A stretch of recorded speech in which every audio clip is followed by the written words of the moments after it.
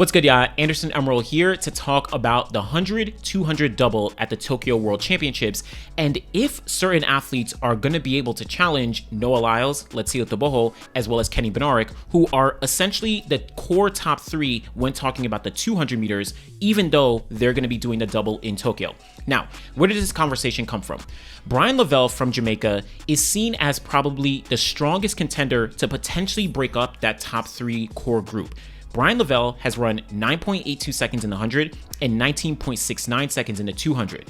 But at the Tokyo World Championships, he's only focused on the 200 meters. So unlike Noah, Letsile, and Kenny, he doesn't have to worry about running 3 rounds of the 100 prior to jumping into the 200, meaning he's going to be fresh, he's going to be well rested, and he's going to, in theory, be ready to execute to the best of his ability, whereas those three may not have those advantages. Now, Bryan Levell is one athlete, but you also have someone like an Alex Ogando, you have Kari Makarawu, you have Makacharamba, you have a couple other athletes who are in the conversation to potentially spoil the party if one of those top three, Noah, Letsile, or Kenny, actually does falter in any capacity coming off of that 100-200 double.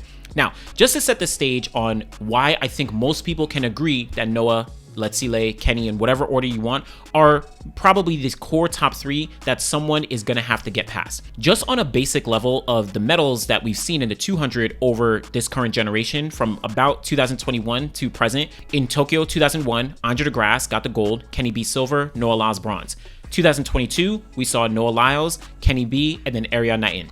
2023, Noah Lyles, Ariane Knighton, Letsile Tebogo. 2024, we saw Letsile Tebogo, Kenny B, and then Noah Lyles. So the consistent through line is that Noah Lyles always gets on the podium. Kenny B almost always gets on the podium. 2023, he missed it because he was injured. And then also Letsile Tebogo in the most recent championships has also jumped onto the podium. Now, you do have Andre DeGrasse and Ariane Knighton. Andre DeGrasse, while still extremely talented, hasn't been competing to the best of his ability relative to what we saw get that gold medal into the Tokyo 2021. Ariane Knighton, he won't be in Tokyo because he missed the 200 meter team at the USA Championships. So we can look at the core group of Noah, Kenny, Letsile, again, in whatever order you want, not doing predictions today. And on top of the medals won, we can see the all-time performances in this current generation are held for the most part by Noah, Kenny, and Letsile. Just looking from 2020 all the way to 2025, Noah Lyles, 19.31 from 2022. Letsile Tebogo, 19.46 from the Olympic Games last year. You have Ariane Knighton, who ran 19.49 in 2022, but he's not going to be in Tokyo. Kenny Bednarek, 19.57 at the Zurich Diamond League last year. Andre DeGrasse to win gold, 19.62. Reina Mena, 19.63 in 2022, up in altitude. And then Bryan Levell this year, 19.69 in Hungary. Now, when you look at the all-time performances, though, this further highlights how consistent the top three guys who I've mentioned really are. Noah Lyles, of course, really holds up for the most part with all the top performances, but then you have Letsile Tebogo. Then you also have a bunch of Kenny B. Yes, you do have Ariane Knighton, you do have Andre DeGrasse, you have Reina Mena, and then of course you get to Bryan Levell, but for the most part, we're talking about Kenny Bednarek, Letsile Tebogo, as well as Noah Lyles dominating these all-time top lists over the past 5 years. And even if we want to go a little more recent of just talking, let's just say the past 2 years or so, if we talk about 2023 to 2025, now we're also now talking about Letsile Tebogo, Noah Lyles, and Kenny Bednarek. Again, dominating the top list for the most part until you get to Bryan Levell. And again, Bryan's 19.69 really kind of sparked the idea in the conversation of, okay, because he's well rested, could he actually have an advantage going up against Noah, Letsile, and Kenny? Well, if we actually take a look at the past 2 championships where we saw all 3 of these guys double in the 100 and the 200, it doesn't paint the best picture for some other athlete, whether it's Bryan, whether it's Alex, whether it's Makarawu, like any of those athletes, to really spoil the party without probably running their best performance to date. Let's take a look. First off, in 2023, we saw Noah Lyles win the sprint triple in the 100, 200, and 4x1. That was the first time he was actually doubling at a World Championships. And if we look at what he did over the 200 meters that season, he actually did run relatively consistent with a bunch of 19-second performances throughout the year, including 19.67, 19.83, and then he ran a season's best of 19.47 seconds at the London Diamond League, which would stand as his season's best for the entire year. At the World Championships, in the semis, he ran 19.76, and then he capped it off with 19.52 seconds to win the gold medal, capping off that 100-200 double. Now, as I said, it wasn't his season's best for the year, and there was a little bit of drop off from that 19.47, but it wasn't drastic drop off. And if you want to do conversions or whatever, that 19.47 on paper actually isn't better than 19.52 into a very slight headwind, essentially negligible relative to plus 1.6. So when we're talking about from his season's best to his World Championship gold medal performance after running a double, there really wasn't much drop off. And he's running 19.52 seconds, which is a time that no other athlete in the current generation, except for Letsile Tebogo and Arianayan, have run faster than. So this isn't a slouch time of, oh, he got a little bit slower. No, like he still ran 19.52 seconds. That has to be taken into consideration after he did a full double. And what's crazy is he beat Letsile Tebogo in this race, which we'll talk about in a second. He beat Arianayan in this race, who was well rested, only doing the 200 meters in Budapest. So that context is important, that even though Noah Lyles was doing the double, there wasn't really that much drop off going into the 200. So that's one part. Next one is Letsile Tebogo, where in 2023, he also contested the 100-200 double, got the silver medal in the 100, doubled back in the 200, and ended up getting the bronze medal. Now, throughout 2023, he ran 19 seconds a couple of times, running a season's best and personal best of 19.50 seconds, again, at the London Diamond League, behind Noah Lyles with his 19.47.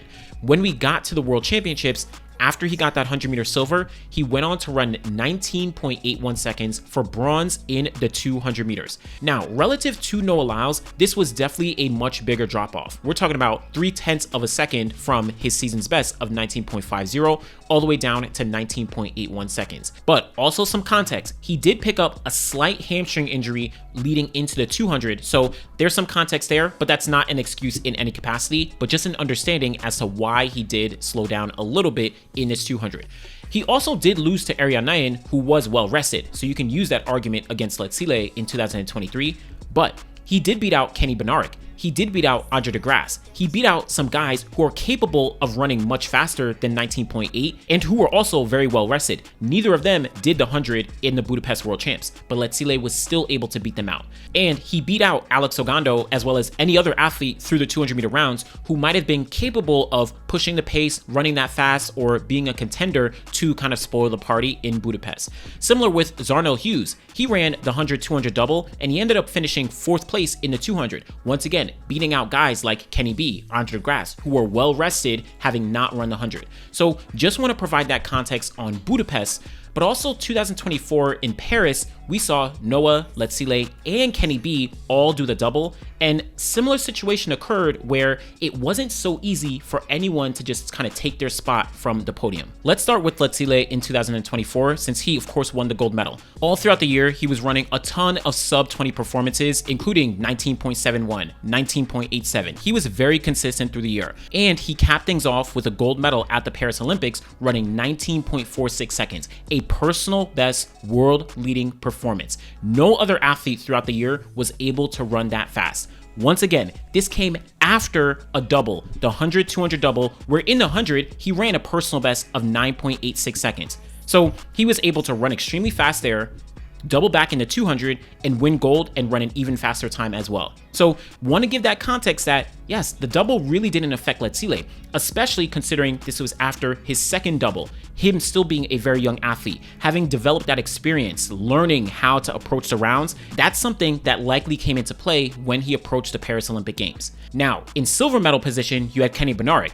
All throughout the year, very similar to Letsile, he was clicking off a ton of sub-20 performances, including a personal best of 19.67 and another personal best of 19.59 at the USA Championships, all before the Olympic Games. Once we did get to the Olympics, he ran 9.88 seconds in the 100-meter final, then doubled back in the 200 and ran 19.62 seconds, which was his second fastest time of his entire career in the 200.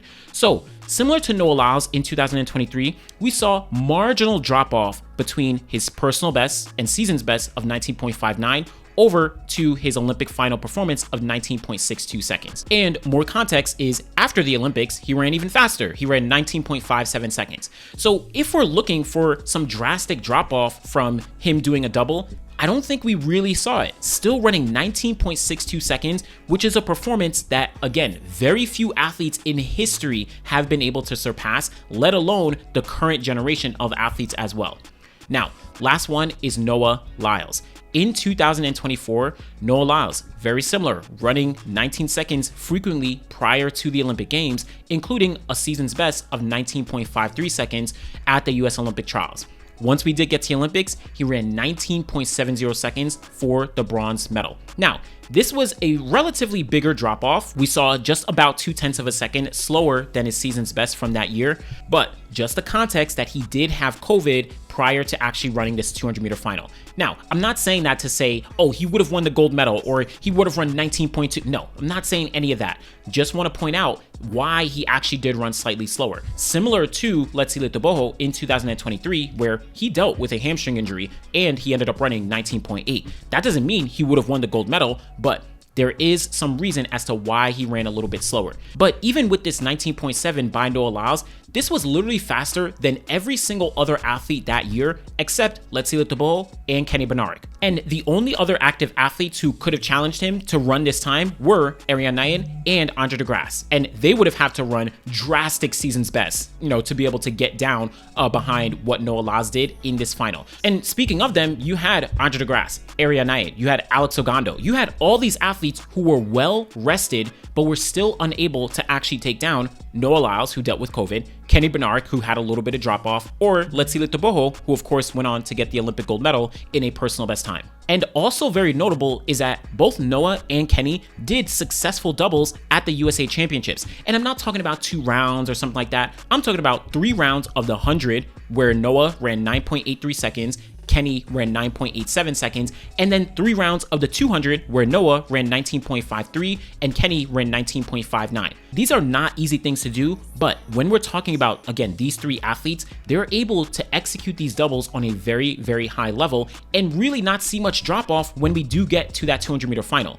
Also, very notable, in the Budapest and Paris finals for the 200 meters, none of the athletes ran seasons or personal bests except for Letsile Tebogo in the Paris final with his 19.46. Again, only a few of these athletes, Letsile, Noah, Kenny, and then Zharnel in 2023, those are the only athletes who are actually doubling. Many of these athletes are only focused on the 200. So I'm thinking about this around the expectation that when we do get to Tokyo, that Noah, Letsile, Kenny, they're going to be doubling. So maybe there's an opportunity for someone to jump in, maybe, but I wanted to provide this context so you understand why they actually have been very consistent at the end of a 100-200 double. Now, what does that mean for someone like a Bryan Levell or an Alex Ogando, who has been, on the outside looking in when it comes to competing against these guys after they've done doubles? Bryan Levell is pretty special because he's run 19.69 seconds, which is one of the fastest times in history and puts him in the conversation to spoil what Noah, Letsile, and Kenny have done.